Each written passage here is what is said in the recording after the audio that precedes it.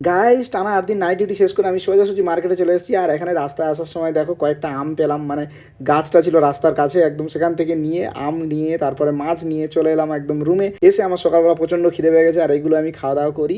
আর খাওয়া দাওয়া করে ডাইরেক্ট চলে এলাম আমি মাছ নিয়ে একদম সব কিছু নিয়ে রান্না বান্না করতে, যেরকম প্রতিদিনের মতো।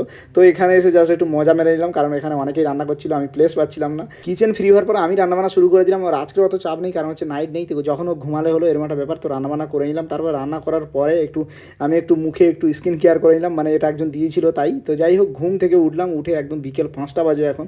এই সময় আমার হচ্ছে ওয়ার্কআউট সময়, কারণ হচ্ছে নাইট ডিউটি, আমি মর্নিংয়ে সময় পাইনি, তাই এখন ওয়ার্কআউট করব। আর এখানে ওয়ার্কআউটের জন্য প্রস্তুতি নিয়ে নিচ্ছি, আর সব কিছু ওয়ার্কআউট করে নিয়ে তারপরে স্নান ফান করবো।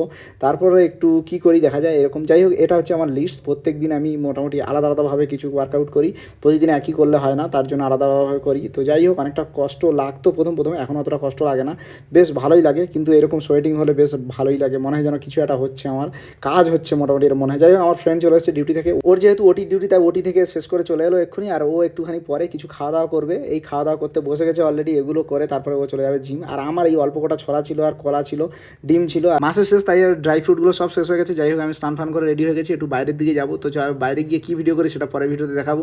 কেমন লাগলো অবশ্যই কমেন্ট করে জানিও।